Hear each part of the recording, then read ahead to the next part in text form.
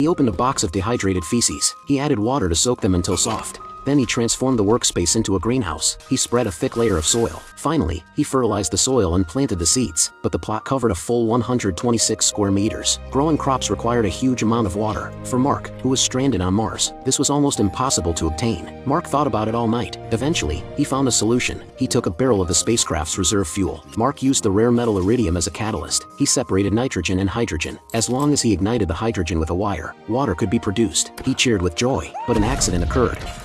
It turned out that his breathing altered the oxygen concentration. Because I'm stupid. The second time, he put on his helmet. The ignition was successful. After one night, the plastic sheets were covered with water droplets. The water problem was solved. Only 2 weeks later, the potatoes he planted began to sprout. Mark finally relaxed. He cleaned the solar panels. Then he traveled across the Martian surface for 15 days. He found the Mars probe launched many years earlier. Using this machine, he was able to send photos back to Earth.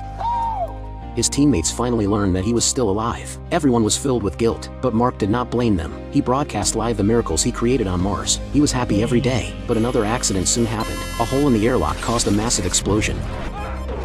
Mark sealed his helmet with tape. This saved his life, but the potatoes were instantly frozen to death. Mark recalculated his food supply. These potatoes would last only 600 days, but NASA's resupply plan was scheduled for 800 days later. Mark was very sad, but he did not give up on life. He completed various experiments on behalf of his teammates. This inspired the team. He's finishing the mission. They soon devised a second rescue plan. On the 461st day on Mars, he left the base. He headed toward the designated launch site. After 77 days, Mark safely arrived at the designated location. He removed all the windows from the spacecraft.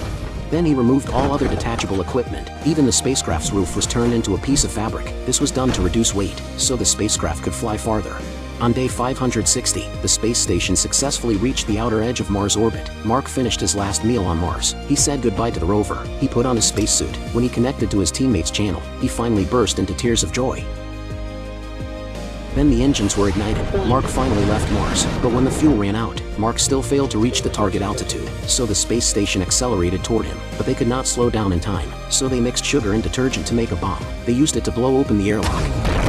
This achieved the needed deceleration. The commander seized the moment and left the station. He finally saw Mark, but the safety tether was still too short, so Mark took a risk as well. He punctured his spacesuit. Using the thrust from escaping oxygen, he successfully saved himself.